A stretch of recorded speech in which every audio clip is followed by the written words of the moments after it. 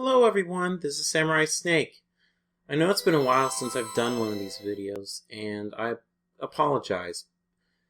I kinda got burned out on Tronbon because that's a very long game, and I decided, instead of going with a long game, why not go with an old classic?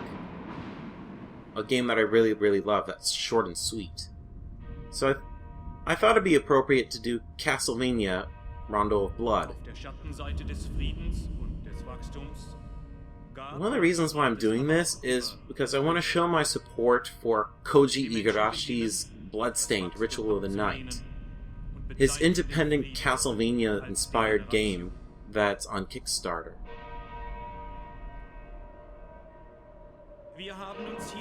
One of the Kickstarter goals is a classic mode, similar to the old-school Castlevania games, and that's a good way to appease everyone, so no one complains that, oh, this isn't an old-school, like, Castlevania game.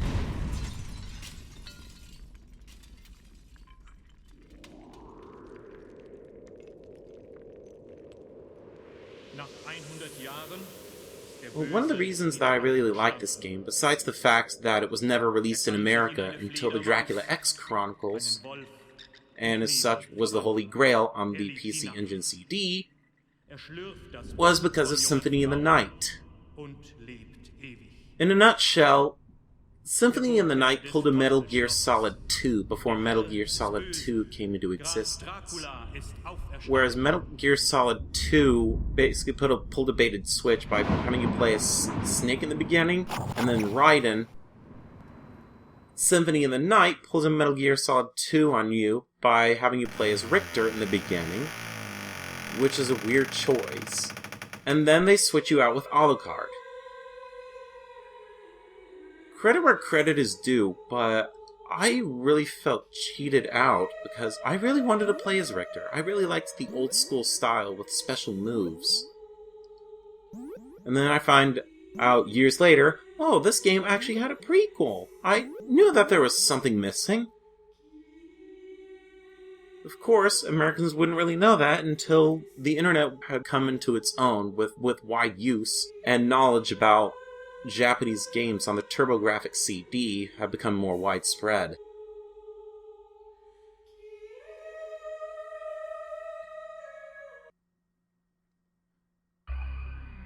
Speaking of which, the TurboGrafx is kind of an oddity because it came out way before the Super Nintendo and Genesis came into existence.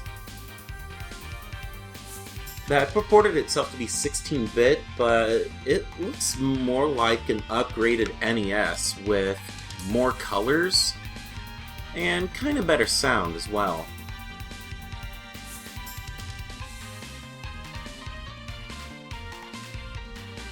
And then it got a CD attachment, which made it not do very well in America, because it ended up getting squished by the Genesis Super Nintendo console wars. If you're wanting to get into retro gaming, be prepared to pay a lot of money for TurboGrafx or the PC Engine. And the CD attachment. But the CD attachment is kind of crappy because you need certain cards to play certain CD games. So you have to have an arcade card to play arcade-like games like Strider or Art of Fighting, and then a Super CD-ROM card to play Super CD-ROM games, which is what Dracula X is.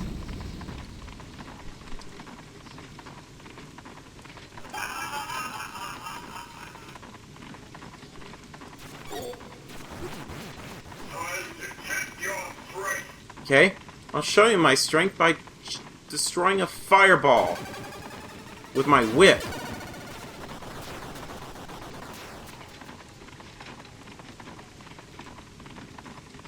Next time, it won't be so easy.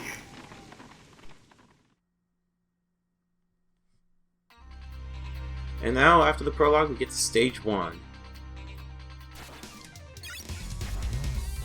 Dracula X, or Castlevania Rondo of Blood, has a lot of callbacks to older games, which is what Stage 1 is.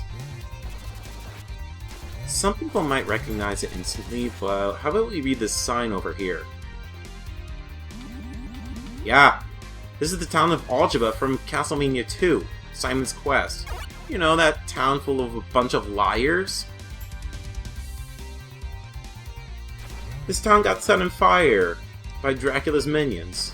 Or if you want to go so far, say the developers. You kind of wonder if the developers had learned their lesson by thinking, oh, we've screwed up with Castlevania 2, so why not make a level where we set the town of Algebra on fire?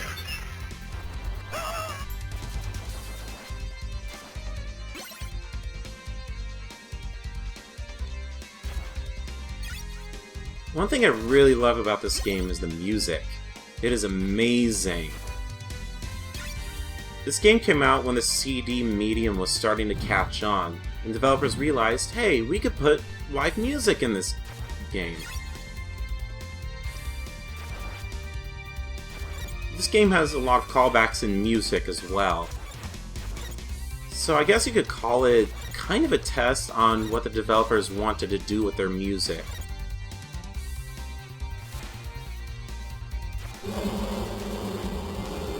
A lot of the newer Castlevania games kind of have a Gothic sound to it, but whereas the older ones have more of a Gothic Pop Rock influence. Gothic Pop Rock, I do not know how that makes sense.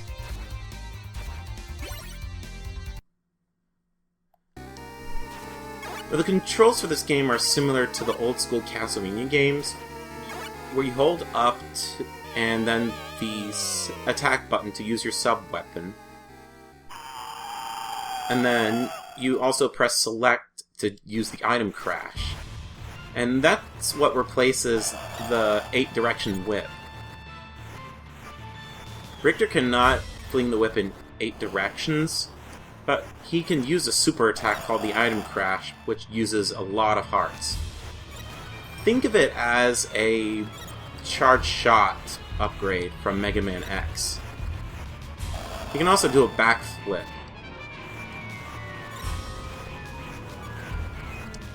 Oh, darn it, I took a hit. And you're dead. So right there's 2 callbacks to older Castlevania games.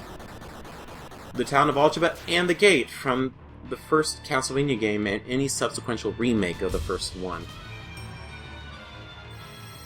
Now I'm going to try to do a backflip and catch this. Oh, damn it!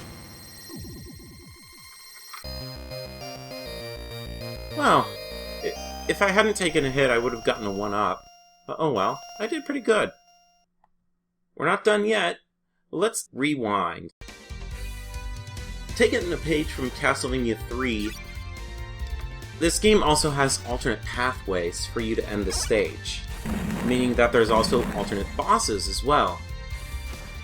If you open the wall right there with your whip, you'll be able to go this way and fight this ectoplasm.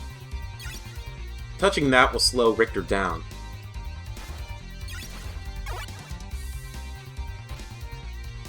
One of the small tidbits that a lot of people miss from Castlevania 4, which at the time was the most recent mainline Castlevania game made, is the moonwalk. People miss it, but if you hold the attack button and then press back, Richter will do the moonwalk. I'm gonna moonwalk out of here.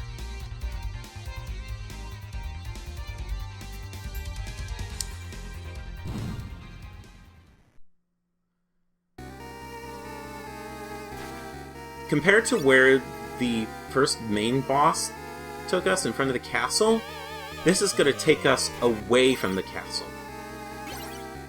For this, you're not going to want the holy water, because the holy water is a crappy weapon. But if you use the item crash, it's not crappy at all. The holy water is extremely powerful for the item crash. I realized with all those hearts, I probably could have used it. like, maybe 2 times. Oh well. You know what? Why not? Let's use the Holy Cross. That was very close to the spikes, holy crap.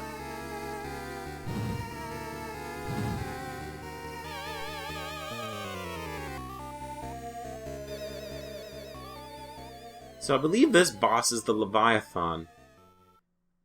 If it's behind the bridge, it won't hurt you, but if it gets in front, you better look out.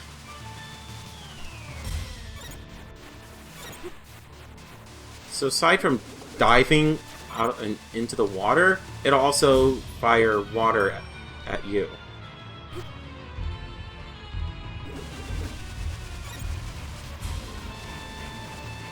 Its weak point is naturally the head. Whoa. Oh, darn it. I wanted to backflip over it.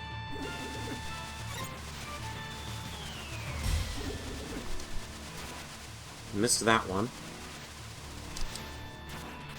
Yikes. A couple more hits and you're dead. This game is also pretty hard, but it's not as punishing as the original NES Castlevania games. So that's a good thing. It's challenging, but not enough to where you're going to tear your hair out. Not like in the other Castlevania games on the NES. I'm looking at you, Castlevania 3. And the first one. Now let's see if I can catch it this time. Yes! A lot of people like to do the backflip and catch that orb. But that's going to do it for Stage 1. I'm going to see you all in Stage 2.